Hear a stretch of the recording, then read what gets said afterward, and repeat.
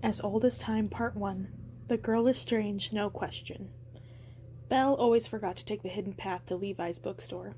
Either she was reading or dreaming or singing to herself, or just generally interested in what the world was like outside her house and the quiet life she and her father led. So she always wound up on the route directly through the village, and therefore talking to, and being talked about by, the villagers. And if she was honest, she might have done it a little on purpose. It was pleasant but lonely on their tiny farm. Belle was always eager to start conversations and always disappointed by how they ended the same way every time. "That's nice, Belle. Buy a roll, Belle? Think it's gonna rain, Belle? Why don't you stop reading and fix up your hair? Isn't my baby beautiful, Belle? She's just like the other 6. Have you said yes to Gaston yet?" She wished, just once, someone would show an interest in the same thing she did, but that just wasn't possible in the tiny village with the same 100 or so people with that had always lived there, and always would. Today, at least everyone was a bit more subdued, and there seemed to be fewer villagers milling about, gossiping. Maybe someone's batch or cider was finally ready, or some cow had given birth to a calf with 2 tails. No, even that would be too exciting to happen in this place. She sighed and stepped into the bookstore, fixing a stray strand of hair behind her ear. "Good morning, Monsieur Levi." "Good morning, Belle," the old man said brightly. He always had a kind smile for her, and was always glad to see her, no matter how many times she visited.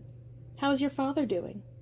"Oh, he's putting the last touches on a steam-powered log chopper for the fair," she said, spinning daintily on her toes to look around the shelves. Her brown ponytail lifted behind her, and for a moment she almost felt like a child. "Wonderful," Levi said, his mouth breaking into a big toothy grin. "He's a man who deserves prizes, or some recognition of his genius." "You're the only person here who thinks so," Belle said with a sad smile. "Everyone else thinks he's crazy or wasting his time." "Everyone thought I was crazy for opening a bookstore here, of all places," Levi said with a smile, pushing his spectacles up his nose and looking at her over them. "But it's certainly quiet without so many customers. I can get quite a lot of reading done." Belle gave him a smile back, the half-sarcastic one that she was famous, or infamous, for. "Speaking of reading, nothing new this week, I'm afraid," he said with a sigh. "Unless you like to read one of those religious pamphlets that Madame de Fontique ordered." "Are they philosophical?" she asked, desperate for anything. "Like responses to Voltaire or Diderot? I wouldn't mind reading opposing views." "Ah, no, they're the usual sort. Not even any songs or hymns. Really fairly boring. I also have, rather morbid, Tristes of Monsieur d'Arc to pick up and take back to the, asylum," he said, mouth pinched in extreme distaste. "But I'm afraid I can't let you even touch those. He's very particular." Belle sighed. "All right, I guess I'll just borrow one of the old ones, maybe." "Feel free," Levi said with a smile, indicating his whole shop. "Any book?" She would have to make it a good one.